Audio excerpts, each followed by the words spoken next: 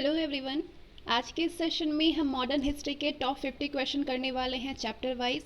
और ये सारे ही क्वेश्चन बिल्कुल सेलेक्टेड है और एनसीईआरटी के हैं, जो कि आपके हर एक एग्जामिनेशन में एनसीईआरटी का बहुत ही बड़ा रोल होता है। तो सारे क्वेश्चन जितने भी आएंगे वो सेलेक्टिव क्वेश्चन है, हर चैप्टर के जितने भी क्वेश्चन हैं और सारे ही इंपॉर्टेंट है। तो ये आपका मॉक टेस्ट होगा। पहले आप क्वेश्चन को खुद से अटैम्प्ट करिएगा, उसके बाद मैं जो आंसर बताऊंगी उसको आंसर से अपने आंसर को मैच करिएगा, सही करेगा। और फिर जो मैं एक्सप्लेनेशन बता रही हूँ, एक्सप्लेनेशन बहुत ज़्यादा इंपॉर्टेंट है। तो एक्सप्लेनेशन से बहुत सारे क्वेश्चन बनते हैं, तो इसलिए उस पर बहुत ज़्यादा अपना ध्यान दीजिएगा। जैसे कि मैं हमेशा बोलती हूँ, एक्सप्लेनेशन पे हमेशा अपना ध्यान रखा करिए। तो चलिए शुरुआत करते हैं आज की, और आप ज़्यादा से ज़्यादा क्वेश्चन करने की कोशिश करिएगा खुद से। फर्स्ट क्वेश्चन है 1857। और आज का जो टॉपिक है, यहाँ पे जो आपको पहला एमसीक्यूज मिलेगा, मतलब अभी जितने एमसीक्यूज बोलेंगे वो 1857 के विद्रोह से रिलेटेड क्वेश्चन आएगा। तो फर्स्ट क्वेश्चन है 1857 के विद्रोह के प्रमुख कारण क्या थे। आपके पास तीन ऑप्शन है। ब्रिटिशों द्वारा देश का आर्थिक शोषण, प्रशासन के निचले स्तर पर व्याप्त भ्रष्टाचार, लॉर्ड डलहौजी द्वारा अवध का विलय। तो क्या प्रमुख कारण था विद्रोह का 1857 में जो रिवोल्ट हुआ था? आंसर करिए अपना। और जो सही जवाब होगा वो होगा कि तीनों ही, ये तीनों ही कारण थे। ऑप्शन डी, पहला, दूसरा और तीसरा।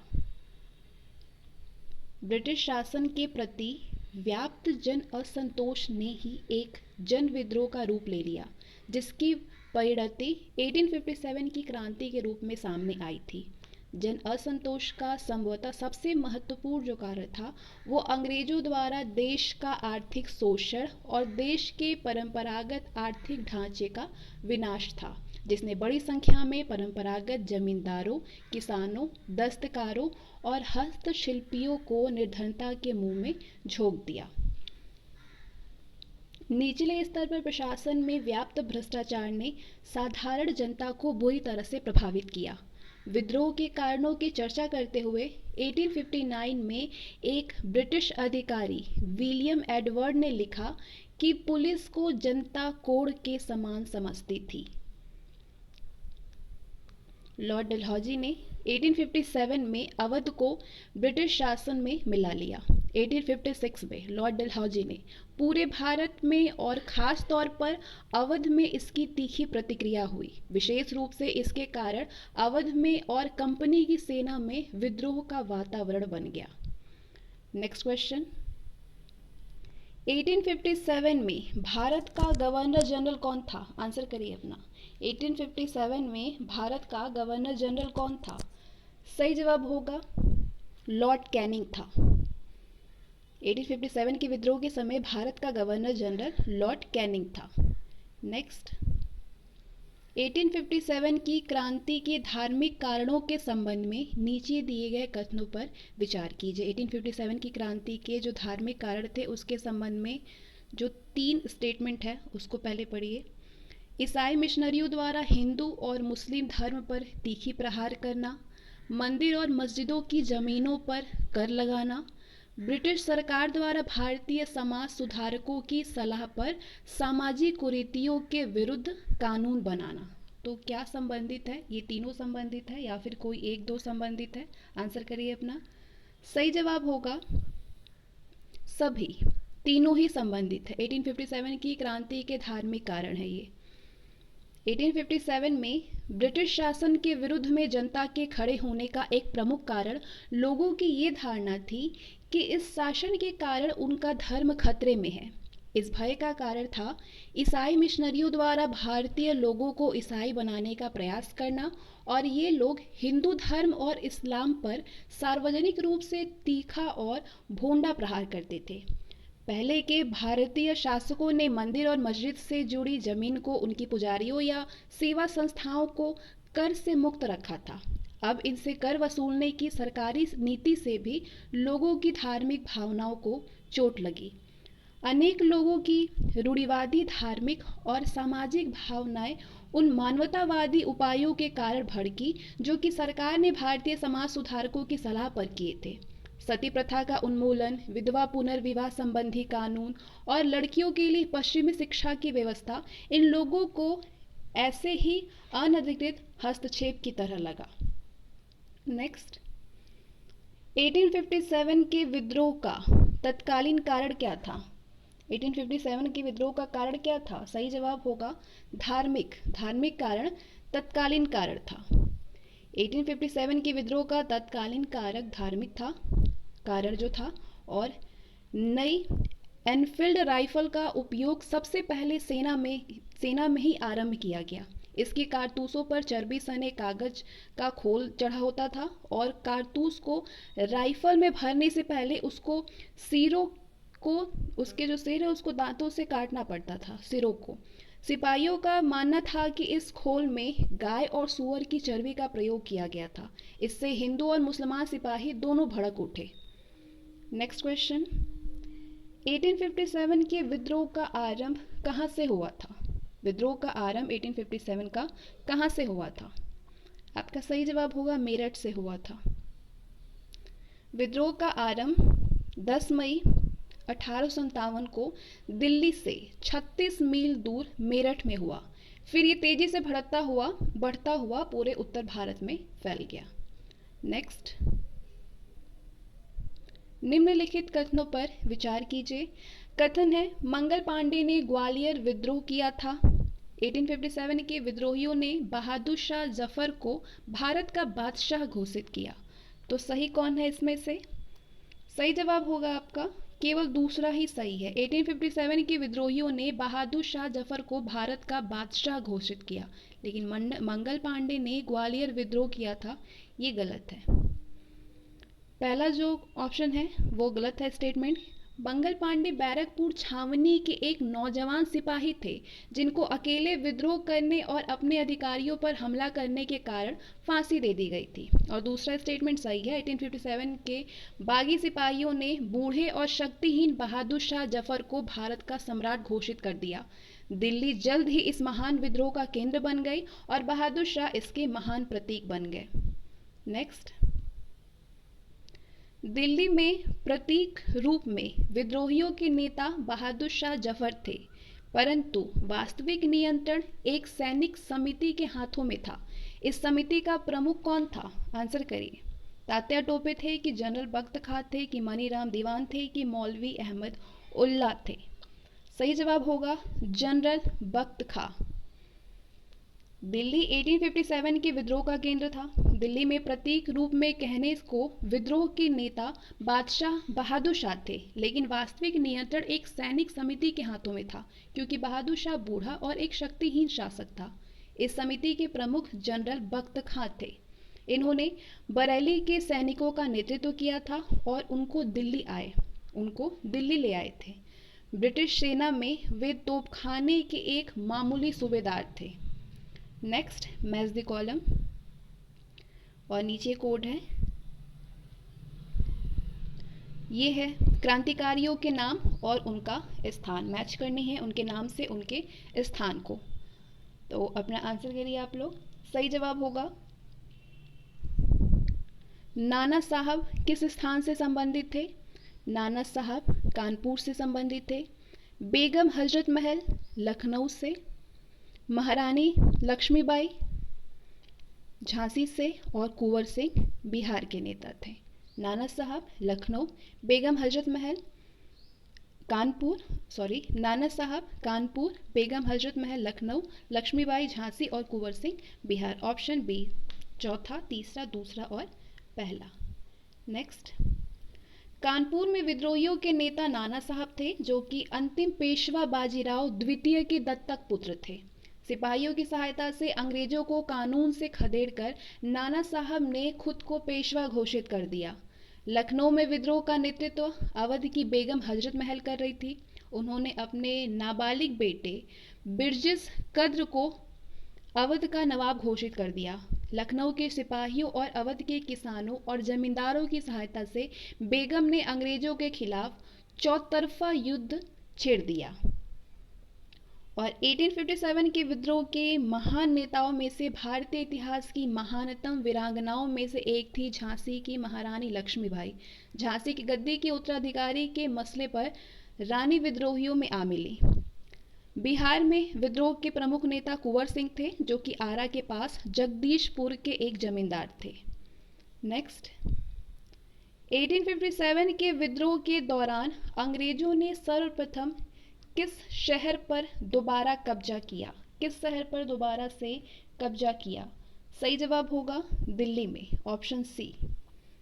अंग्रेजों ने एक लंबे और भयानक युद्ध के बाद सबसे पहले 20 सितंबर 1857 को दिल्ली पर दोबारा कब्जा कर लिया। बूढ़े सम्राट बहादुर शाह बंदी बना लिए गए, उनके राजकुमार पकड़ करके वहीं मार दिए गए। सम्राट पर मुकदमा चला और उन्हें निर्वासित कर रंगून भेज दिया गया। नेक्स्ट, 1857 के विद्रोह में किन भारतीय शासकों ने विद्रोह को कुचलने के लिए ब्रिटिशों का साथ दिया? किस भारतीय शासक ने? सही जवाब होगा ग्वालियर के सिंधिया, हैदराबाद के निजाम, भोपाल के नवाब और नेपाल के राणा। ऑप्शन डी, उपर्युक्त सभी। ये सारे ही जो थे 1857 के विद्रोह में, ये सारे भारतीय शासक विद्रोह को कुचलने के लिए ब्रिटिशों का साथ दे रहे थे। ग्वालियर के सिंधिया, हैदराबाद के निजाम, भोपाल के नवाब और नेपाल के राणा।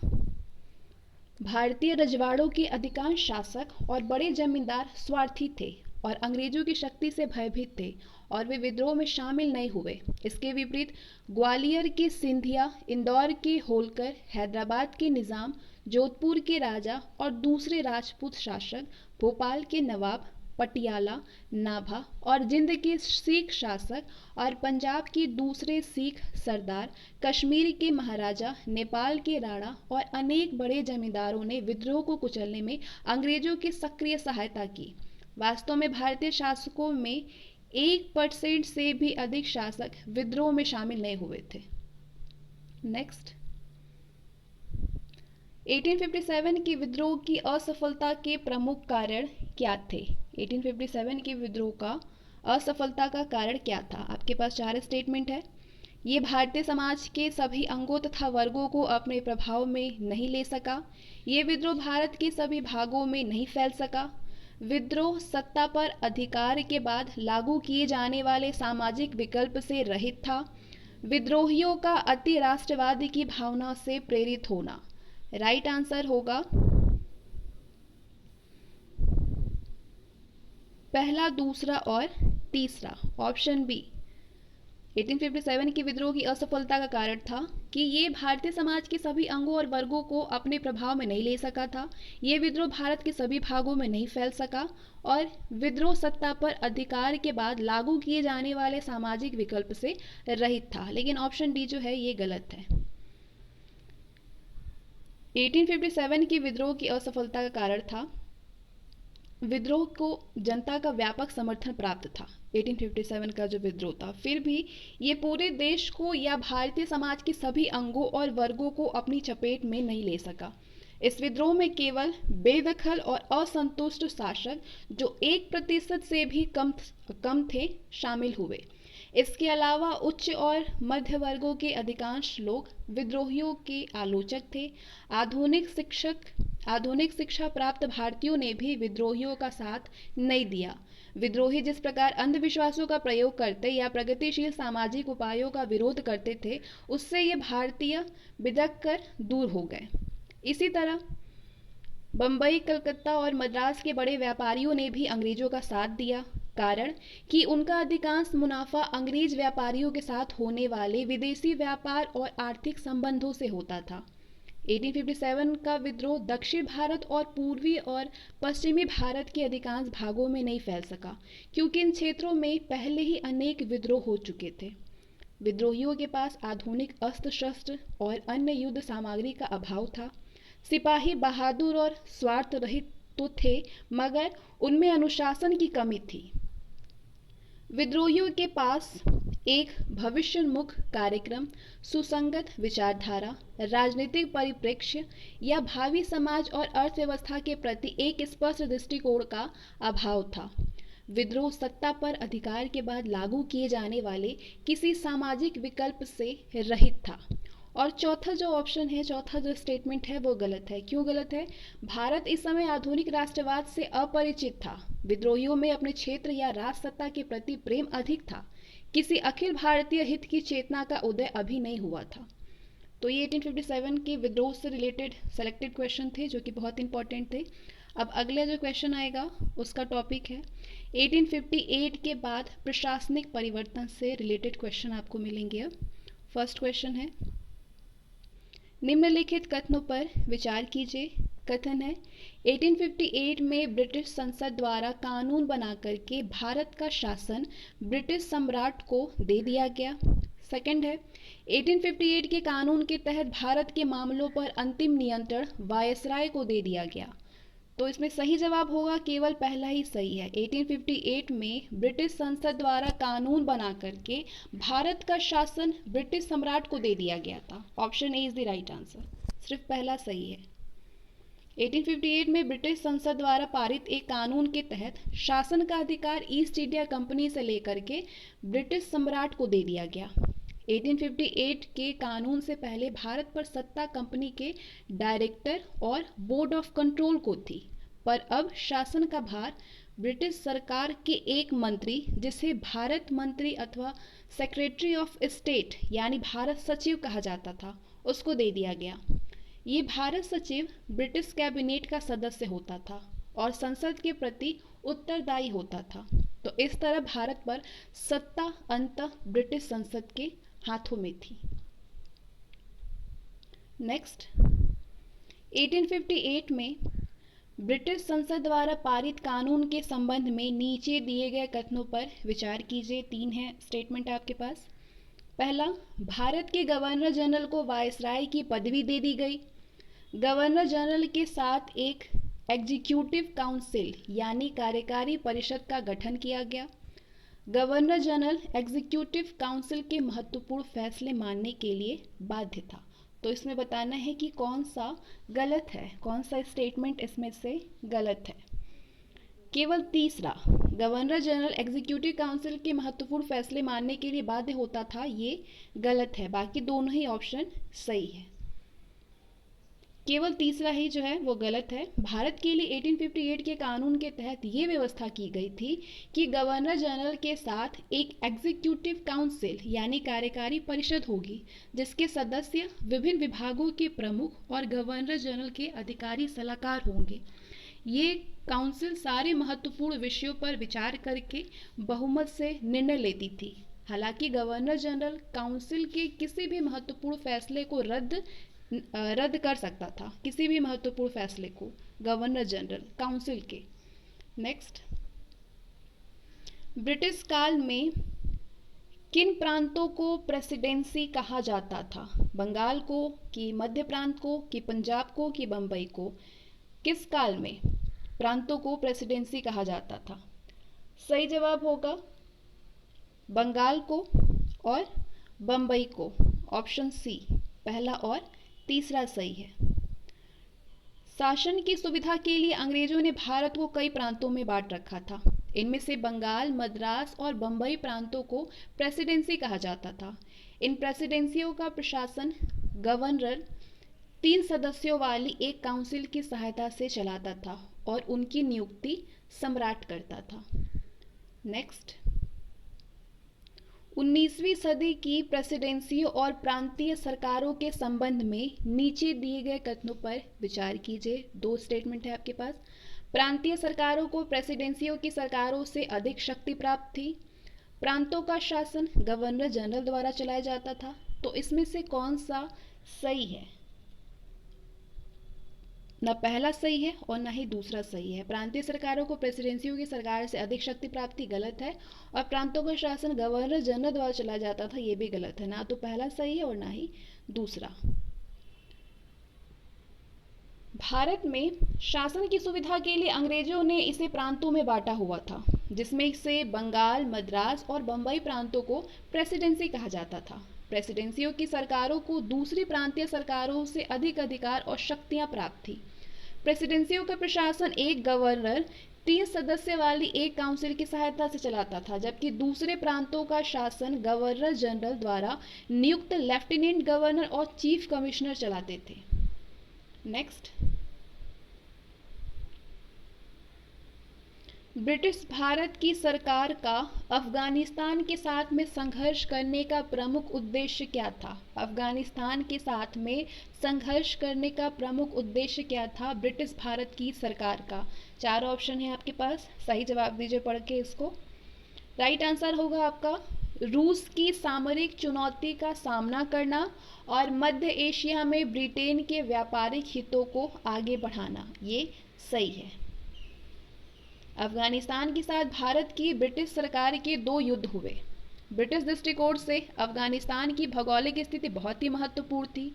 रूस की ओर से संभावित सामरिक चुनौती का सामना करना और मध्य एशिया में ब्रिटेन के व्यापारिक हितों को आगे बढ़ाने के लिए अफगानिस्तान भारत की सीमा के बाहर एक महत्वपूर्ण देश था। नेक्स्ट क्वेश्चन, भारत में स्थानीय स्वशासन का आरंभ किस वायसराय के काल में हुआ? स्थानीय स्वशासन का आरंभ, आंसर करिए इसका। सही जवाब होगा लॉर्ड रिपन, ऑप्शन सी। भारत में स्थानीय स्वशासन की शुरुआत हुई थी लॉर्ड रिपन के शासनकाल में। सबसे पहले 1864 और 1868 के बीच स्थानीय संस्थाओं की स्थापना हुई, पर लगभग हर मामले में इनके सदस्य नामजद होते थे और इनका अध्यक्ष जिला मजिस्ट्रेट होता था। इसलिए ये संस्थाएं किसी तरह से स्थानीय स्वशासन नहीं कही जा सकती थी। स्थानीय स्वशासन की दिशा में बहुत हिचकिचाते हुए एक कदम 1882 में लॉर्ड रिपन की सरकार ने उठाया था। एक सरकारी प्रस्ताव में ग्रामीण, नगरीय और स्थानीय संस्थाओं द्वारा जिनके अधिकांश सदस्य गैर अधिकारी हो, स्थानीय मामलों के प्रबंध की एक नीति निर्धारित की गई। नेक्स्ट, 1857 की क्रांति के बाद सेना के पुनर्गठन के संबंध में कौन सा कथन गलत है? कौन सा स्टेटमेंट इसमें फॉल्स है? तो आपका सही जवाब जो होगा, जो कि 1857 की क्रांति के बाद सेना के पुनर्गठन से संबंधित नहीं है, वो है अधिकारी वर्ग में भारतीय सैनिकों को भी शामिल किया जाने लगा। ये गलत है। बाकी सारे ऑप्शन देख सकते हैं। सेना में भारतीयों के मुकाबले यूरोपियों का भाग बढ़ा दिया गया, ये सही है। भौगोलिक और सैनिक महत्व के स्थानों पर केवल यूरोपीय सैनिकों को तैनात किया गया, ये भी सही है। और सेना में भर्ती जाति, धर्म और क्षेत्र के आधार पर की जाने लगी, ये भी सही है। लेकिन गलत क्या है कि अधिकारी वर्ग में भारतीय सैनिकों को भी शामिल किया जाने लगा, ये गलत है। ब्रिटिशों ने 1858 के बाद सेना का सावधानी के साथ पुनर्गठन किया, जिसका उद्देश्य था विद्रोह न होने देना। अधिकारी वर्ग से भारतीयों को बाहर रखने की पुरानी नीति का सख्ती से पालन किया गया। 1914 तक कोई भी भारतीय कभी सूबेदार के पद से ऊपर नहीं उठ सका। नेक्स्ट क्वेश्चन, 1857 के विद्रोह के बाद ब्रिटिशों ने किन्हें लड़ाकू जाति घोषित किया? किसको लड़ाकू जाति घोषित किया 1857 के बाद? ब्रिटिशों ने पंजाबियों को कि गोरखों को कि बिहारियों को कि पठानों को, या चारों को, या तीनों में से किसी एक को, या दो को? आपका सही जवाब होगा पंजाबियों को, गोरखों को और पठानों को लड़ाकू घोषित किया ब्रिटिशों ने 1857 के विद्रोह के बाद, यानी option C is the right answer. पहला, तीसरा और चौथा। 1857 की क्रांति के बाद सेना की भर्ती में जाति, क्षेत्र और धर्म के आधार पर भेदभाव किया जाने लगा। ये कहानी गढ़ी गई कि भारतीयों में कुछ लड़ाकू जातियां और कुछ गैर लड़ाकू जातियां हैं। अवध, बिहार, मध्य भारत और दक्षिण भारत के सैनिकों ने ही आरंभ में अंग्रेजों की भारत विजय में सहायता की थी, पर 1857 के विद्रोह में उनके भाग लेने के कारण उनको गैर लड़ाकू घोषित कर दिया गया। अब बड़ी संख्या में उनको सेना में भर्ती करना बंद कर दिया गया। दूसरी ओर विद्रोह को कुचलने में सहायता देने वाले पंजाबियों, गोरखों और पठानों को लड़ाकू जाति घोषित कर दिया गया और इनको बड़ी संख्या में सेना में भर्ती किया जाने लगा। नेक्स्ट, इंडियन सिविल सर्विस की परीक्षा को उत्तीर्ण करने वाले पहले भारतीय कौन थे? आंसर करिए। सही जवाब होगा Satyendra Nath Thakur. Indian civil service की परीक्षा पास करने वाले पहले भारतीय थे, सत्येंद्र नाथ ठाकुर। ब्रिटिश औपनिवेशिक काल में प्रशासन में अधिकार और उत्तरदायित्व के सारे पदों पर इंडियन सिविल सर्विसेज के सदस्य ही नियुक्त होते थे। 1863 में ये परीक्षा उत्तीर्ण करने वाले पहले भारतीय थे सत्येंद्र नाथ ठाकुर, जो कि रविन्द्रनाथ ठाकुर के बड़े भाई थे। नेक्स्ट, 1857 के विद्रोह के बाद ब्रिटिशों द्वारा भारतीय रजवाड़ों के संबंध में अपनाई गई नीति के संबंध में नीचे दिए गए कथनों पर विचार कीजिए। कथन है आपके पास दो। भारतीय राज्यों को हड़पने की नीति का त्याग कर दिया गया। उत्तराधिकारी गोद लेने के अधिकार को मान्यता प्रदान की गई। तो इन स्टेटमेंट में से कौन से सही है? 1857 के विद्रोह के बाद ब्रिटिशों के द्वारा भारतीय रजवाड़ों के संबंध में अपनाई गई नीति के संबंध में, तो आपका सही जवाब होगा दोनों, पहला और दूसरा दोनों। 1857 के पहले अंग्रेज भारतीय राज्य हड़पने का कोई भी अवसर नहीं चूकते थे। 1857 के विद्रोह के बाद ये नीति छोड़ दी गई। अनेक भारतीय शासक अंग्रेजों के वफादार ही नहीं रहे, बल्कि विद्रोह को कुचलने में उनकी सक्रिय सहायता भी की। इन शासकों की वफादारी का ब्रिटिश सरकार ने इनाम इस घोषणा के रूप में दिया कि उनके उत्तराधिकारी गोद लेने के अधिकार को मान्यता दी जाएगी और भविष्य में उनके राज्यों का कभी भी अधिग्रहण नहीं किया जाएगा। नेक्स्ट, ब्रिटिशों के द्वारा 1858 के बाद अपनाई गई नीतियों के संबंध में नीचे दिए गए कथनों पर विचार कीजिए। 3 स्टेटमेंट है आपके पास और बताइए कि ब्रिटिशों के द्वारा 1858 के बाद अपनाई गई नीति से संबंधित कौन से स्टेटमेंट है। स्टेटमेंट है आपके पास, बांटो और राज करो की नीति को आगे बढ़ाया, समाज सुधारकों का समर्थन करने की नीति को आगे बढ़ाया, भारतीय राजाओं, जमींदारों और भूस्वामियों के प्रति मित्रतापूर्ण व्यवहार की नीति अपनाई गई। तो इसमें आपको बतानी है कि कौन सा गलत है, यानी इससे संबंधित नहीं है। ब्रिटिशों के द्वारा 1858 के बाद अपनाई गई नीतियों के संबंध में इन तीनों में से कौन सा नहीं है? सही जवाब होगा केवल दूसरा, समाज सुधारकों का समर्थन करने की नीति को आगे बढ़ाया गया। ये गलत है, बाकी सारे इससे संबंधित है। बांटो और राज करो की नीति को आगे बढ़ाया गया, भारतीय राजाओं, जमींदारों और भूस्वामियों के प्रति मित्रतापूर्ण व्यवहार की नीति अपनाई गई। ऑप्शन बी पहला सही है। अंग्रेजों ने भारत पर विजय भारतीय शासकों की फूट का लाभ उठा करके और उन्हें एक दूसरे से लड़ा करके प्राप्त किया था। 1858 के बाद उन्होंने जनता के खिलाफ राजाओं को, एक जाति के खिलाफ दूसरी जाति को और सबसे अधिक मुसलमानों के विरुद्ध हिंदुओं को खड़ा करके बांटो और राज करो की नीति को जारी रखने का फैसला किया। दूसरा गलत है, क्योंकि अंग्रेजों ने समाज सुधारकों की सहायता करने की पुरानी नीति छोड़ दी। उनका मत था कि समाज सुधार का कदम 1857 के विद्रोह का एक प्रमुख कारण था, इसलिए धीरे धीरे उन्होंने रूढ़िवादियों का पक्ष लेना शुरू कर दिया और समाज सुधारकों का समर्थन बंद कर दिया। तीसरा सही है। अंग्रेजों ने भारतीयों के सबसे प्रतिक्रियावादी वर्गों जैसे राजाओं, जमींदारों और भूस्वामियों की ओर दोस्ती का हाथ बढ़ाया। इन वर्गों का ब्रिटिशों ने उभरते हुए जन आंदोलनों और राष्ट्रवादी आंदोलनों के खिलाफ उपयोग करने का प्रयास किया। नेक्स्ट क्वेश्चन, 19वीं शताब्दी के उत्तरार्ध में ब्रिटिशों के द्वारा भारत में उच्च शिक्षा के प्रसार को रोकने के प्रमुख कारण क्या थे? ब्रिटिशों के खिलाफ सशस्त्र संघर्ष, ब्रिटिश शासन के साम्राज्यवादी चरित्र का विश्लेषण करना, राष्ट्रवादी आंदोलन का प्रचार प्रसार एवं भारतीय राष्ट्रीय कांग्रेस की स्थापना, आधुनिक कल कारखानों की स्थापना करना। तो अपना सही जवाब दीजिए, कौन कौन सा प्रमुख कारण था रोकने का? सही जवाब होगा ऑप्शन सी, दूसरा और तीसरा। ब्रिटिश शासन के साम्राज्यवादी चरित्र का विश्लेषण करना और राष्ट्रवादी आंदोलन का प्रचार प्रसार एवं भारतीय राष्ट्रीय कांग्रेस की स्थापना। केवल दूसरा और तीसरा सही है। 1833 के बाद भारत सरकार ने आधुनिक शिक्षा को जम करके प्रोत्साहन दिया।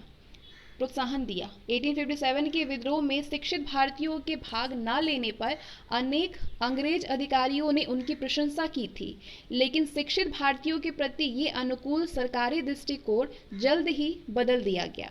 इसका कारण था कि अनेक लोग हाल में प्राप्त आधुनिक ज्ञान का उपयोग करके ब्रिटिश शासन के साम्राज्यवादी चरित्र का विश्लेषण करने लगे थे और उन्होंने प्रशासन में भारतीयों की भागीदारी की मांगें सामने रखी थी। इसलिए जब वे जनता के बीच में राष्ट्रवादी आंदोलन का संगठन करने लगे और 1885 में भारतीय राष्ट्रीय कांग्रेस की स्थापना की तो अधिकारी उच्च शिक्षा के पक्के दुश्मन बन बैठे।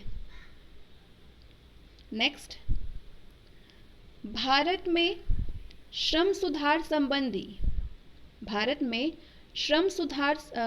संबंधी पहला कानून इंडियन फैक्ट्री एक्ट 1881 में बना। ये मुख्यतः संबंधित था, किससे संबंधित था? आपका सही जवाब होगा बाल श्रम सुधार से संबंधित था, ऑप्शन ए। भारत में पहला इंडियन फैक्ट्री एक्ट 1881 में बनाया गया। ये कानून बाल श्रम से संबंधित था। इसमें कहा गया कि 7 वर्ष से कम उम्र के बच्चों को कारखानों में नहीं लगाया जाएगा और 7 से 12 वर्ष तक के बच्चों से प्रतिदिन 9 घंटे से अधिक काम नहीं लिया जाएगा। नेक्स्ट क्वेश्चन, 19वीं सदी में ब्रिटिश सरकार द्वारा अपनाए गए श्रम सुधारों का प्रमुख कारण क्या था? आपका सही जवाब होगा ब्रिटिश उद्योगपतियों का दबाव, ऑप्शन सी, ब्रिटिश उद्योगपतियों का दबाव। 19वीं सदी में आधुनिक कारखानों और बागानों के मजदूरों की हालत बहुत ही दयनीय थी। यूं तो भारत की ब्रिटिश सरकार पूंजीपतियों की समर्थक थी, फिर भी उसे आधुनिक कारखानों की बुरी स्थिति के प्रभावों को कम करने के लिए आधे मन से कुछ कदम उठाने पड़े, जो एकदम अपर्याप्त था। इन कारखानों में से अधिकांश भारतीयों के थे। ब्रिटेन के उद्योगपति श्रम सुधारों के लिए दबाव डाल रहे थे क्योंकि उन्हें डर था कि भारत में मजदूरी कम होने के कारण भारतीय उद्योगपति भारतीय बाजार में उन्हें जल्द ही प्रतियोगिता में पीट देंगे। नेक्स्ट क्वेश्चन, भारतीय मजदूरों की दशा सुधारने के संबंध में 1881 में बने पहले इंडियन फैक्ट्री एक्ट और 1891 में बने दूसरे इंडियन फैक्ट्री एक्ट को किन औद्योगिक क्षेत्रों में लागू नहीं किया गया? किन औद्योगिक क्षेत्रों में? आपका सही जवाब होगा चाय तथा कॉफी के बगान उद्योग में लागू नहीं किया गया। चाय और कॉफी के बागान उद्योग में तो किन किन पे लागू किया गया? इस्पात उद्योग में किया गया, वस्त्र उद्योग में किया गया, चमड़ा उद्योग में किया गया, लेकिन चाय और कॉफी के बागान उद्योग में नहीं किया गया। श्रम सुधार के क्षेत्र ब्रिटिश सरकार द्वारा पहला इंडियन फैक्ट्री एक्ट 1881 में बनाया गया, जो कि बाल श्रम से संबंधित था, और दूसरा इंडियन फैक्ट्री एक्ट 1891 में बनाया गया, जो कि मजदूरों को साप्ताहिक छुट्टी और महिलाओं को काम के घंटे सुनिश्चित करने से संबंधित था। चाय और कॉफी के जिन बागानों के मालिक अंग्रेज थे, उन पर इन दोनों में से कोई भी कानून लागू नहीं किया गया। उल्टे विदेशी बागान मालिकों को मजदूरी का अत्यधिक निर्मम शोषण करने में सरकार ने हर तरफ से सहायता दी। नेक्स्ट, निम्नलिखित में किसे भारतीय प्रेस का मुक्तिदाता कहा जाता है? किसको कहा जाता है? विलियम बेंटिंक को, चार्ल्स मेटकॉफ को, लॉर्ड रिपन को कि लॉर्ड मिंटो को? आपका सही जवाब होगा चार्ल्स मेटकॉफ को, ऑप्शन बी। 1835 में चार्ल्स मेटकॉफ ने भारतीय प्रेस को प्रतिबंधों से मुक्त कर दिया था। इस कदम का शिक्षित भारतीयों ने उत्साहपूर्वक स्वागत किया था। इसी कारण चार्ल्स मेटकॉफ को भारतीय प्रेस का मुक्तिदाता कहा जाता है। नेक्स्ट, 1878 में लॉर्ड लिटन द्वारा लागू किए गए वर्नाक्यूलर प्रेस एक्ट के संबंध में नीचे दिए गए कथनों पर विचार कीजिए। वर्नाक्यूलर प्रेस एक्ट स्टेटमेंट है आपके पास। इस कानून के द्वारा भारतीय प्रेस की आज़ादी पर कड़ी पाबंदी लगाई गई। ये कानून मुख्यतः अमृत बाजार पत्रिका के लिए लाया गया था। इस कानून के द्वारा भारतीय रजवाड़ों की आलोचना पर पूर्ण प्रतिबंध लगा दिया गया। अब बताइए कि चारों ऑप्शन में से कौन सा सही है? सही जवाब होगा पहला और दूसरा दोनों, ऑप्शन सी। इस कानून के द्वारा भारतीय प्रेस की आज़ादी पर कड़ी पाबंदी लगाई गई।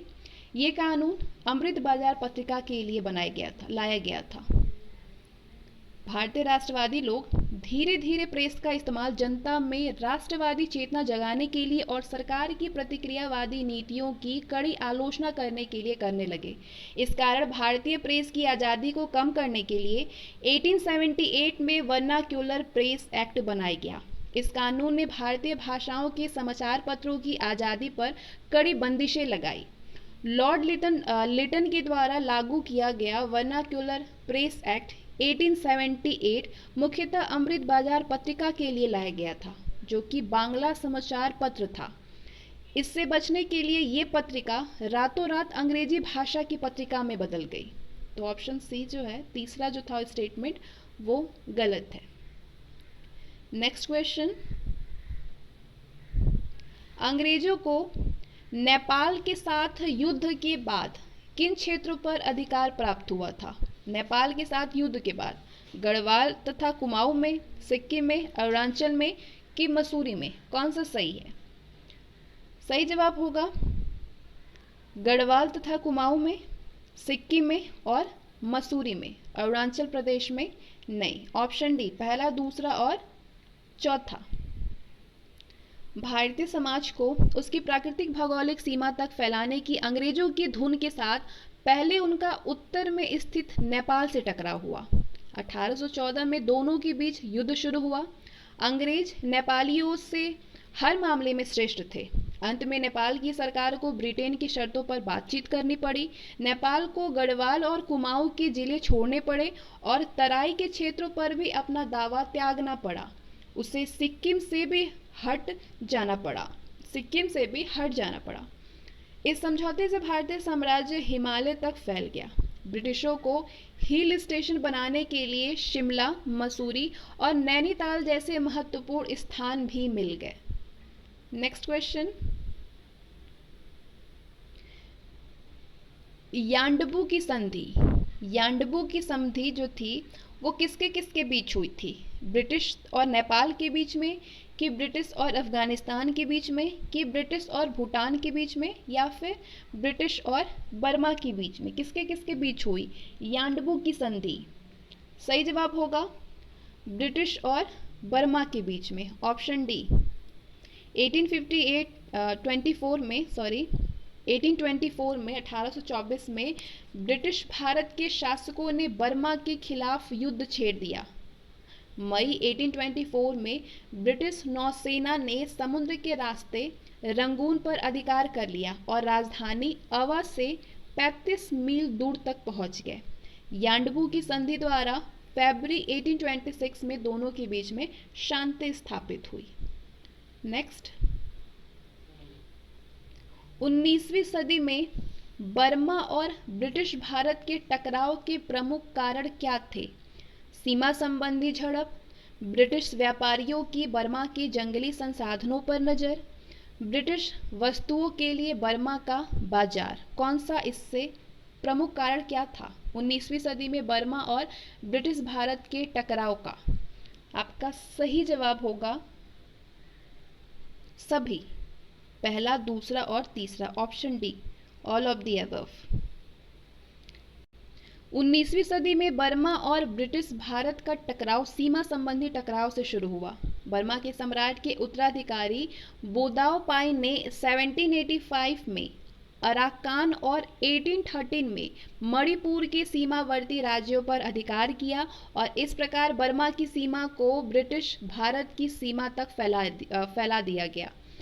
पश्चिम की ओर बढ़ना जारी रखते हुए बर्मियों ने 1822 में असम को जीत लिया। अराकान और असम पर बर्मा की विजय के बाद बर्मा और बंगाल की अस्पष्ट सीमाओं पर लगातार झड़पों का एक युग आरंभ हो गया, जिसके परिणाम स्वरूप 1824 में ब्रिटिश भारत के शासकों ने बर्मा के खिलाफ युद्ध छेड़ दिया। 1852 में दूसरा बर्मा युद्ध छिड़ा।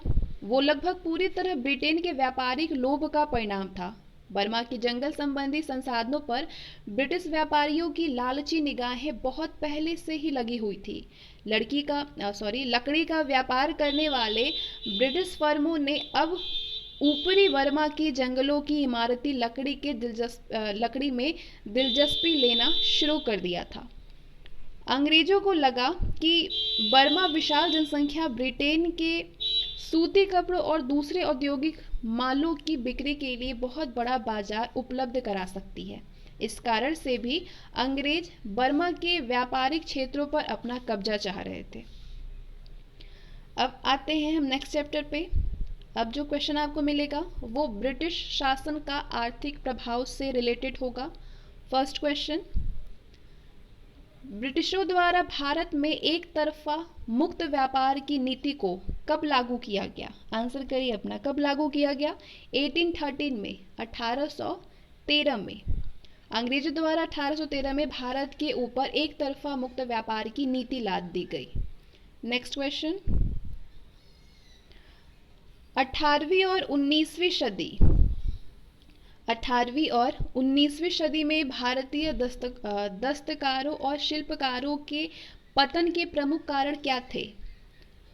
इंग्लैंड से आयात की जाने वाली मशीन निर्मित सस्ती वस्तुएं, ब्रिटेन और यूरोप में भारतीय वस्तुओं के आयात पर लगाए गए उच्च आयात शुल्क, भारतीय शासकों पर ब्रिटिशों का शासन, या फिर भारत में रेलवे का विकास। आंसर करिए कोड के जरिए कौन कौन सी सही है। 18वीं और 19वीं सदी में भारतीय दस्तकारों और शिल्पकारों के पतन का क्या कारण था? आपका सही जवाब होगा ये चारों ही कारण थे। ऑप्शन डी, पहला, दूसरा, तीसरा और चौथा। भारतीय दस्तकारों और शिल्पकारों के पतन के जो कारण थे वो था इंग्लैंड से आयात की जाने वाली मशीन निर्मित वस्तुओं के साथ भारतीय वस्तुओं की प्रतिद्वंदिता, जिसके कारण सूत कातने और सूती कपड़ा बुनने के उद्योग को सबसे अधिक धक्का लगा था। 18वीं और 19वीं सदी के दौरान ब्रिटेन और यूरोप में भारतीय वस्तुओं के आयात पर उच्च आयात शुल्क और अन्य प्रतिबंध लगाए गए। भारतीय शासक और उनके राज दरबारी, जो शहरी हस्तशिल्प की वस्तुओं के मुख्य ग्राहक थे, धीरे धीरे उनके लुप्त हो जाने से इन उद्योगों को बड़ा धक्का लगा था। जैसे सैनिक सामान और हथियार जिनकी आपूर्ति भारतीयों द्वारा की जाती थी, उनकी ब्रिटिश सरकार द्वारा इनकी आपूर्ति होने लगी, जिससे कि भारतीय हस्तशिल्पियों का पतन हुआ। भारतीय उद्योगों, विशेषकर ग्रामीण दस्तकार उद्योगों की बर्बादी रेलवे के बनते ही काफ़ी तेजी से हो गई। रेलवे द्वारा ब्रिटिश विनिर्मित वस्तुओं को सुदूर गांवों में पहुंचाने में सहायता मिली। नेक्स्ट क्वेश्चन, औपनिवेशिक काल में भारतीय कृषकों की बर्बादी के प्रमुख कारण क्या थे? औपनिवेशिक काल में भारतीय कृषकों की बर्बादी के उच्च भू राजस्व की नई कानूनी प्रणाली तथा नई कानूनी राजस्व, कृषि का वाणिज्यीकरण, या फिर डी इंडस्ट्रियलाइजेशन यानी अवऔद्योगिकरण। आंसर करिए अपना। सही जवाब होगा सभी, पहला, दूसरा, तीसरा और चौथा। उच्च भू राजस्व, नई कानून प्रणाली और नई कानून राजस्व नीति, कृषि का वाणिज्यीकरण और डी इंडस्ट्रियलाइजेशन यानी अवऔद्योगिकरण। ब्रिटिश शासन के अंतर्गत किसान धीरे धीरे दरिद्र हो गए, जिसके प्रमुख कारण थे ब्रिटिश शासकों की आरंभ से ही अधिकतम भू राजस्व वसूलने की नीति रही। उच्च भू राजस्व का निर्धारण इसलिए विनाशकारी साबित हुआ क्योंकि उसके बदले किसानों को कोई भी प्रतिफल प्राप्त नहीं हुआ और सरकार ने कृषि सुधार पर बहुत कम धन खर्च किया। नई कानून प्रणाली और नई कानून नीति से महाजनों को किसानों के शोषण में बहुत मदद मिला। अंग्रेजी राज से पहले महाजन ग्राम समुदाय के अधीन होता था। ब्रिटिश भू राजस्व व्यवस्था ने जमीन को हस्तांतरण के योग्य बना करके महाजनों या जमींदारों को जमीन हड़पने और मनमाना भू राजस्व वसूलने में समर्थ बना दिया। 19वीं सदी के अंत तक महाजन ग्रामीण क्षेत्र के लिए मुख्य अभिशाप और किसानों की दरिद्रता का प्रमुख कारण बन गया। कृषि के बढ़ते हुए वाणिज्यीकरण ने भी महाजन सह सौदागर को किसान का शोषण करने में मदद दी। गरीब किसान को फसल तैयार होते ही जो भी कीमत मिले उसी पर अपनी पैदावार बेचने के लिए मजबूर किया जाता था। भारत में अवौद्योगिकरण होने और आधुनिक उद्योगों के अभाव के कारण कृषि पर अत्यधिक बोझ बढ़ गया, क्योंकि दस्तकार, शिल्पकार और अन्य क्षेत्रों में कार्यरत लोग जीविका चलाने के लिए कृषि की ओर मुड़े। तो इसके फलतः उत्पादन में वृद्धि तो नहीं हुई, बल्कि उस पर निर्भर लोगों की संख्या जरूर बढ़ गई। पतनशील कृषि अर्थव्यवस्था और भी जर्जर हो गई। नेक्स्ट क्वेश्चन, निम्नलिखित कथनों पर विचार कीजिए। कथन है आपके पास, ब्रिटिश शासन के आरंभ में बंगाल और मद्रास के पुराने जमींदार तबाह हो गए। ब्रिटिश काल में जमींदारी प्रथा के प्रसार के कारण बिचौलियों का उदय हुआ। जमींदार और भूस्वामियों ने स्वतंत्रता के लिए भारतीयों के संघर्ष का समर्थन किया। तो इनमें से कौन कौन से सही हैं? आपका सही जवाब होगा पहला और दूसरा, ऑप्शन सी, पहला और दूसरा सही है। ब्रिटिश शासन के आरंभ में बंगाल और मद्रास के पुराने जमींदार तबाह हो गए। ब्रिटिश काल में जमींदारी प्रथा के प्रसार के कारण बिचौलियों का उदय हुआ। पहला स्टेटमेंट सही है। ब्रिटिश शासन के आरंभिक दशकों में बंगाल और मद्रास के पुराने जमींदार तबाह हो गए। ऐसा खासकर सबसे ऊंची बोली लगाने वालों को ही राजस्व वसूली के अधिकार नीलाम करने की वॉरेन हेस्टिंग्स की नीति के कारण हुआ। भू राजस्व का भारी बोझ और वसूली संबंधी सख्त कानून, जिसके तहत राजस्व की अदायगी में विलंब होने पर जमींदारों की संपत्तियां बड़ी कठोरता से नीलाम कर दी गई। दूसरा भी स्टेटमेंट सही है। जमींदार प्रथा के प्रसार की एक उल्लेखनीय विशेषता थी बिचौलियों का उदय। जमींदार और नए भूस्वामियों ने लगान वसूल करने के अपने अधिकार को लाभदायक शर्तों पर अन्य इच्छुक लोगों को दे दिया। इस प्रक्रिया की एक श्रृंखला बन गई, जिससे वास्तविक किसान और सरकार के बीच लगान पाने वाले अनेक बिचौलिए आ गए। और तीसरा स्टेटमेंट गलत है, क्योंकि जमींदार और भूस्वामी संरक्षित राज्यों के राजाओं के साथ विदेशी शासकों के राजनीतिक समर्थक बन गए और इन्होंने उदीयमान राष्ट्रीय आंदोलन का विरोध किया, क्योंकि इनको महसूस हुआ कि इनका अस्तित्व ब्रिटिश शासन से ही है। नेक्स्ट, निम्नलिखित में से कौन सा कथन सही है, सत्य है? कथन है आपके पास, ब्रिटिश सरकार ने कृषि के सुधार और आधुनिकीकरण की जिम्मेदारी अपने ऊपर नहीं ली। ब्रिटिश सरकार ने बंगाल, बिहार, उड़ीसा और सिंध में कृषि उत्पादकता बढ़ाने के लिए कृषि कॉलेज की स्थापना की। इनमें से कौन कौन से सही हैं? आपका सही जवाब होगा सिर्फ पहला ही सही है। ब्रिटिश सरकार ने कृषि के सुधार और आधुनिकीकरण की जिम्मेदारी अपने ऊपर नहीं ली, ये सही है। दूसरा गलत है। ब्रिटिश सरकार ने बंगाल, बिहार, उड़ीसा और सिंध में कृषि उत्पादकता बढ़ाने के लिए कृषि कॉलेज की स्थापना की, ये गलत है। पहला ऑप्शन सही है। ब्रिटिश सरकार ने कृषि के सुधार और आधुनिकीकरण की कोई भी जिम्मेदारी अपने ऊपर लेने से इनकार कर दिया था। ब्रिटिश सरकार का सारा ध्यान केवल भू राजस्व प्राप्त करने का था। ब्रिटिश शासन का काल में कृषि शिक्षा पूर्णतया उपेक्षित थी। 1938 में पूरे भारत में केवल 6 कृषि कॉलेज था। बंगाल, बिहार, उड़ीसा और सिंध में एक भी कृषि कॉलेज नहीं था, तो इसलिए दूसरा स्टेटमेंट गलत है। अब आपके पास आते हैं असर्शन एंड रीजन के क्वेश्चन। कथन है आपका, औपनिवेशिक काल में अधिकतर आधुनिक भारतीय उद्योगों पर ब्रिटिश पूंजी लगी हुई थी। इसका कारण दे रहा है, ब्रिटिश पूंजीपति भारतीय उद्योगों में ऊंचे मुनाफे की संभावनाओं के कारण आकर्षित हुए। तो बताइए, कथन और कारण दोनों ही सही है? सही जवाब होगा दोनों ही सही है, और कथन जो है वो कारण का सही व्याख्या कर रहा है। नेक्स्ट, भारत में ब्रिटिश शासन के दौरान अधिकतर आधुनिक भारतीय उद्योगों पर ब्रिटिश पूंजी का स्वामित्व या नियंत्रण था, क्योंकि ब्रिटिश पूंजीपति भारतीय उद्योगों में ऊंचे मुनाफे की संभावनाओं के कारण उसकी ओर आकर्षित हुए थे। भारत में श्रम अत्यंत सस्ता था, कच्चा माल तुरंत और सस्ती दरों पर उपलब्ध था, और तैयार वस्तुओं के लिए भारत और उसके पड़ोसियों का विशाल बाजार उपलब्ध था। नेक्स्ट क्वेश्चन, भारतीय उद्यमियों को ब्रिटिश शासन के दौरान किन चुनौतियों का सामना करना पड़ता था? किन चुनौतियों का करना पड़ता था? ब्रिटिश मैनेजिंग एजेंसी का, कि बैंक से मिलने वाली पूंजी का विभेदकारी दर, रेलवे भाड़े की दरों में असमानता, देश में भारी या पूंजीगत वस्तुओं के उद्योग का अभाव। सही जवाब होगा ये सारे ही कारण थे। भारतीय उद्यमियों को ब्रिटिश शासन के दौरान जिन चुनौतियों का सामना करना पड़ा, ये सारे ही चुनौती थे। उपर्युक्त सभी, ऑप्शन डी। भारतीय पूंजीपतियों को आरंभ से ही ब्रिटिश मैनेजिंग एजेंसियों के सामने झुकना पड़ता था।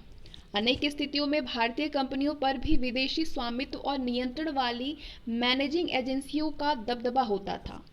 भारतीय उद्योगपतियों को बैंकों से ऋण मिलने में भी कठिनाई होती थी। अधिकतर बैंकों पर ब्रिटिश पूंजीपतियों का प्रभाव था। अगर भारतीयों को कर्ज मिलते भी तो उन्हें ऊंची दरों पर ब्याज देना पड़ता था, जबकि विदेशी काफ़ी आसान शर्तों पर कर्ज ले सकते थे। भारत सरकार की रेलवे नीति ने भी भारतीय उद्योगों के प्रति भेदभाव किया। आयातित वस्तुओं की अपेक्षा भारतीय वस्तुओं का वितरण कठिन और खर्चीला था। भारतीयों द्वारा उद्योग स्थापित करने में एक अन्य गंभीर कठिनाई ये थी कि देश में भारी या पूंजीगत वस्तुओं के उद्योगों का लगभग पूरा अभाव था।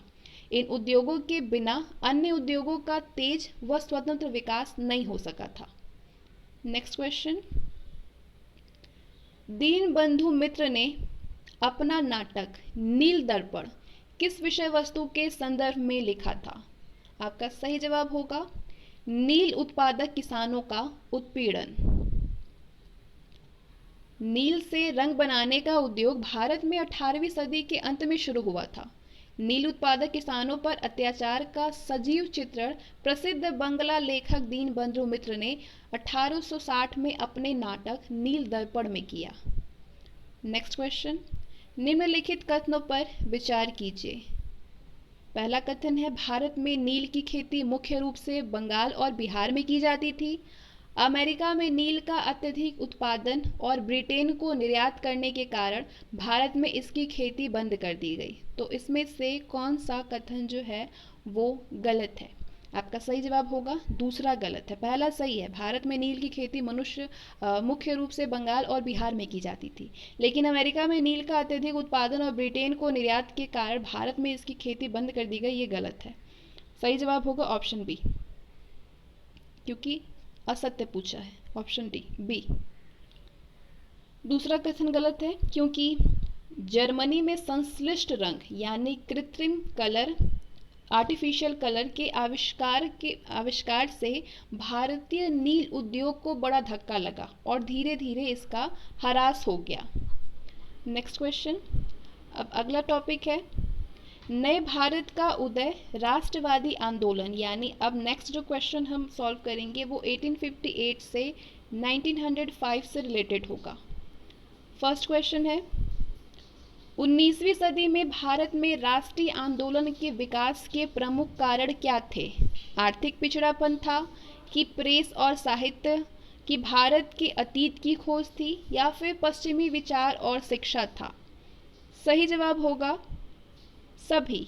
आर्थिक पिछड़ापन, प्रेस और साहित्य, भारत के अतीत की खोज और पश्चिमी विचार और शिक्षा, ये सारे ही 19वीं सदी में भारत में राष्ट्रीय आंदोलन के विकास के प्रमुख कारण थे। Option D. 19वीं सदी के उत्तरार्ध में राष्ट्रीय राजनीतिक चेतना बहुत तेजी से विकसित हुई और भारत में एक संगठित राष्ट्रीय आंदोलन आरंभ हुआ। राष्ट्रीय आंदोलन की जड़ें भारतीय जनता के हितों और भारत में ब्रिटिश हितों के टकराव में था। ब्रिटिश शासन भारत के आर्थिक पिछड़ेपन का प्रमुख कारण था और भारत में राष्ट्रीय आंदोलन का आधार यही तथ्य था। ये भारत के आर्थिक, सामाजिक, सांस्कृतिक, बौद्धिक और राजनीतिक विकास में प्रमुख बाधक तत्व बन चुका था। प्रेस और साहित्य वो प्रमुख साधन था जिनके द्वारा राष्ट्रवादी भारतीयों ने भारत देश के लोगों में देशभक्ति की भावनाओं, आधुनिक आर्थिक, सामाजिक, राजनीतिक विचारों का प्रचार किया और एक अखिल भारतीय चेतना जगाई। अधिकांश ब्रिटिश अधिकारियों और लेखक लगातार ये बात दोहराते रहते थे कि भारतीय लोग कभी भी अपना शासन चलाने के योग्य नहीं थे। वे हमेशा भारतीय परंपरा और संस्कृति की निंदा करते रहते थे। इस प्रचार का जवाब देकर के अनेक राष्ट्रवादी नेताओं ने जनता में आत्मविश्वास और आत्मसम्मान जगाने का प्रयत्न किया। राष्ट्रवादियों ने बड़े गर्व से भारत की सांस्कृतिक धरोहर की ओर संकेत करते हुए आलोचकों का ध्यान अशोक, अकबर जैसे शासकों की ओर खींचने का प्रयत्न किया। 19वीं सदी में आधुनिक पाश्चात्य शिक्षा और विचारधारा के प्रसार के फलस्वरूप बहुत बड़ी संख्या में भारतीयों ने एक आधुनिक बुद्धि संगत धर्मनिरपेक्ष जनतांत्रिक और राष्ट्रवादी राजनीतिक दृष्टिकोण अपनाया। नेक्स्ट क्वेश्चन,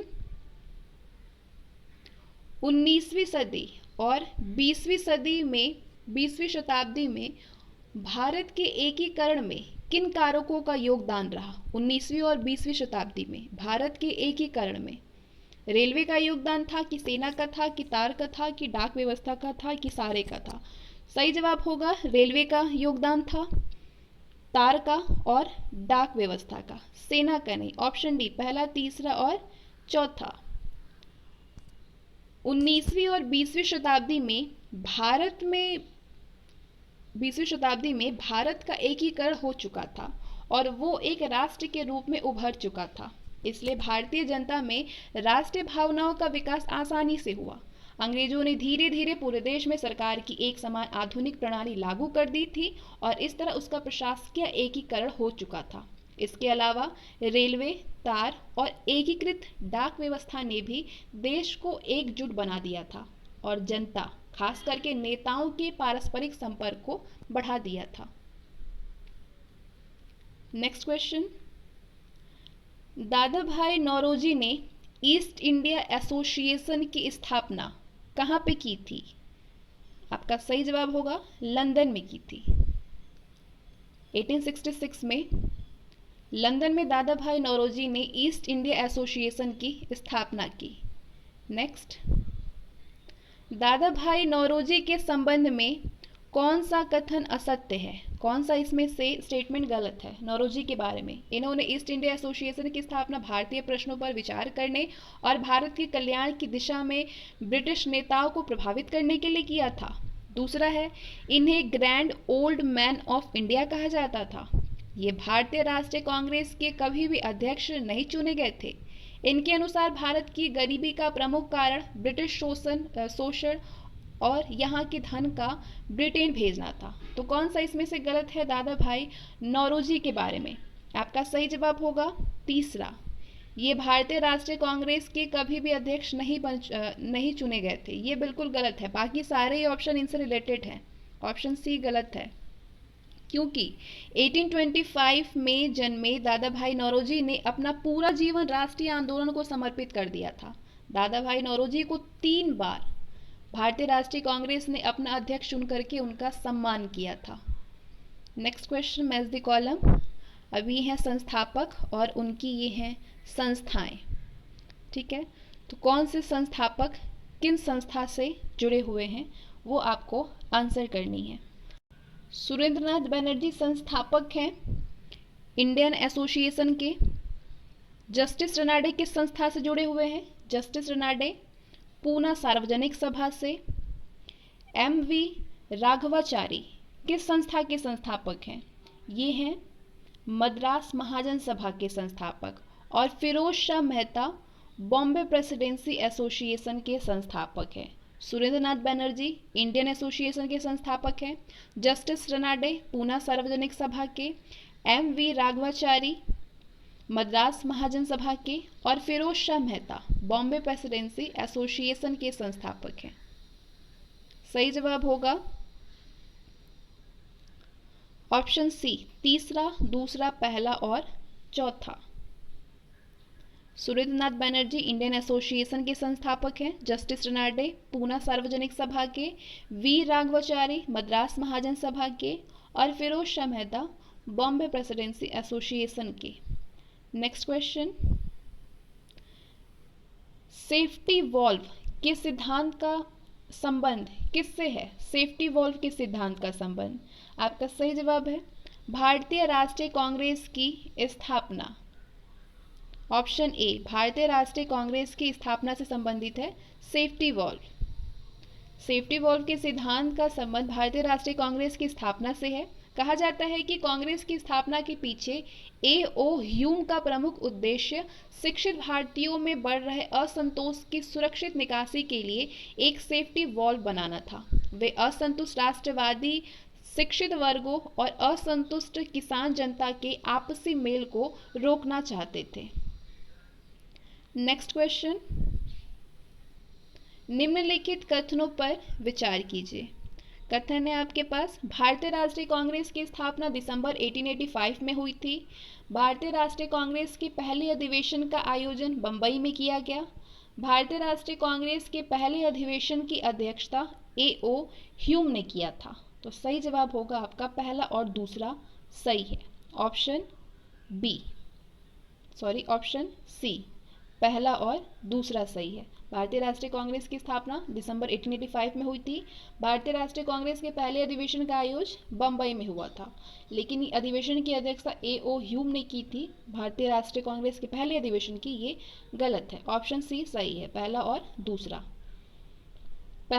सही है। भारतीय राष्ट्रीय कांग्रेस की स्थापना एक सेवानिवृत्त अंग्रेज सिविल सर्वेंट A.O. ह्यूम द्वारा 1885 में की गई थी। भारतीय राष्ट्रीय कांग्रेस के पहले अधिवेशन का आयोजन बंबई में किया गया। तीसरा गलत है। भारतीय राष्ट्रीय कांग्रेस के पहले अधिवेशन की अध्यक्षता W.C. बनर्जी ने किया था। नेक्स्ट क्वेश्चन, आरंभिक राष्ट्रवादी नेताओं के कार्यक्रम और कार्यकलाप के संबंध में नीचे दिए गए कथनों पर विचार कीजिए। आरंभिक राष्ट्रवादी नेता और कार्यक्रम और कार्यकलाप। इन नेताओं ने देश की राजनीतिक मुक्ति के लिए ब्रिटिशों के साथ संघर्ष किया। इन नेताओं का साम्राज्यवाद की अर्थशास्त्रीय आलोचना करना महत्वपूर्ण राजनीतिक कार्य था। इन नेताओं ने न्यायिक अधिकारियों को कार्यकारी अधिकारियों से अलग करने की मांग की। तो इसमें बताना है कि कौन सा गलत है, इससे मैच नहीं करता है। आपका सही जवाब होगा कि सिर्फ पहला ही गलत है। ऑप्शन ए, इन नेताओं ने देश की राजनीतिक मुक्ति के लिए ब्रिटिशों के साथ में संघर्ष किया, ये गलत है। केवल पहला असत्य है। आरंभिक राष्ट्रवादी नेताओं का विश्वास था कि देश की राजनीतिक मुक्ति के लिए सीधी लड़ाई लड़ना अभी व्यवहारिक नहीं है। जो कुछ व्यवहारिक था वो ये था कि राष्ट्रीय भावनाओं को जगाया जाए और मजबूत किया जाए। बड़ी संख्या में भारतीय जनता को राष्ट्रवादी राजनीति की धारा में लाया जाए और राजनीतिक आंदोलन के लिए उन्हें शिक्षित किया जाए। नेक्स्ट क्वेश्चन, भारतीय राष्ट्रीय कांग्रेस द्वारा बनाई गई ब्रिटिश समिति ने इंडिया नामक पत्रिका निकालना आरंभ किया। इंडिया नामक इस पत्रिका के प्रकाशन का मुख्य उद्देश्य क्या था? पहला है आपका, भारत में क्रांतिकारी विचारों का प्रसार था। ब्रिटिश संसद और जनता को भारतीयों के हित में प्रभावित करना था। सही जवाब, भारतीयों को स्वदेशी वस्तु अपनाने के लिए प्रेरित करना था, या फिर भारतीयों को आधुनिक संस्कृति के सकारात्मक तत्वों से अवगत कराना। सही जवाब होगा ऑप्शन बी, ब्रिटिश संसद और जनता को भारतीयों के हित में प्रभावित करना था। Option B. आरंभिक राष्ट्रवादी नेता ब्रिटिश सरकार और ब्रिटिश जनमत को प्रभावित करना चाहते थे। नरमपंथी राष्ट्रवादियों का विश्वास था कि ब्रिटिश जनता और संसद भारत के साथ न्याय करना चाहती थी, मगर उन्हें यहाँ की वास्तविक स्थिति की जानकारी नहीं थी। इस उद्देश्य से नरमपंथी राष्ट्रवादियों ने ब्रिटेन में जम करके प्रचार कार्य किया। भारतीय पक्ष को सामने रखने के लिए प्रमुख भारतीयों के दल ब्रिटेन भेजे गए। 1889 में भारतीय राष्ट्रीय कांग्रेस की एक ब्रिटिश समिति बनाई गई। इस समिति ने 1890 में इंडिया नामक एक पत्रिका निकालना शुरू कर दिया, ताकि ब्रिटिश संसद और जनता को भारतीय स्थिति से अवगत कराया जा सके। नेक्स्ट क्वेश्चन, कांग्रेस का महल भरभरा रहा है और भारत में रहते हुए मेरी मुख्य महत्वाकांक्षा ये है कि मैं शांति के साथ इसे मरने में सहयोग दे सकूं। तो ये जो कथन है, ये कथन निम्नलिखित में से किसने कहा था? लॉर्ड डलहौजी ने कहा था कि लॉर्ड डफरी ने कहा था, कर्जन ने कहा था कि मिंटो ने कहा था? सही जवाब है लॉर्ड कर्जन ने कहा था। कांग्रेस का महल भरभरा रहा है और भारत में रहते हुए मेरी मुख्य महत्वाकांक्षा ये है कि मैं शांति के साथ इसे मरने में सहयोग करूं। कर्जन का कथन है ये। लॉर्ड कर्जन ने विदेश सचिव को बतलाया कि कांग्रेस का महल भरभरा रहा है और भारत में रहते हुए मेरी मुख्य महत्वाकांक्षा ये है कि शांति के साथ मैं इसे मरने में सहयोग दे सकूं। अगला क्वेश्चन, निम्नलिखित कथनों पर विचार कीजिए। पहला स्टेटमेंट है, 1905 तक भारत के राष्ट्रीय आंदोलन पर नरमपंथी राष्ट्रवादी नेताओं का वर्चस्व था। दूसरा, ब्रिटिश सरकार द्वारा 1892 में पारित भारतीय परिषद कानून नरमपंथी राष्ट्रवादियों के दबाव का परिणाम था। तीसरा, आरंभिक राष्ट्रीय आंदोलन का सामाजिक आधार काफी व्यापक था। तो इनमें से कौन कौन से सही हैं? पहला और दूसरा दोनों ही सही है। ऑप्शन ए, पहला और दूसरा। 1905 तक भारत के राष्ट्रीय आंदोलन पर उन लोगों का वर्चस्व था जिनको प्रायः नरमपंथी राष्ट्रवादी कहा जाता था। कानून की सीमा में रह करके संवैधानिक आंदोलन और धीरे धीरे व्यवस्थित ढंग से राजनीतिक प्रगति, इन शब्दों में नरमपंथियों की राजनीतिक कार्य पद्धति को संक्षेप में समझा जा सकता था। दूसरा भी सही है। नरमपंथी राष्ट्रवादियों के आंदोलन के दबाव में ब्रिटिश सरकार को 1892 में भारतीय परिषद कानून पास करना पड़ा था। इन कानून द्वारा शाही विधायी परिषद और प्रांतीय परिषदों में सदस्यों की संख्या बढ़ा दी गई। तीसरा गलत है, क्योंकि आरंभिक राष्ट्रवादी आंदोलन की बुनियादी कमजोरी संकुचित सामाजिक आधार था। वास्तव में जनता में नेताओं की कोई राजनीतिक आस्था नहीं थी। नेक्स्ट क्वेश्चन, निम्नलिखित में से किस अधिनियम के द्वारा अंग्रेजों ने भारत में सर्वप्रथम परोक्ष यानी अप्रत्यक्ष निर्वाचन प्रणाली की शुरुआत की? किस अधिनियम के द्वारा? आपका सही जवाब होगा Indian council act 1892, option B.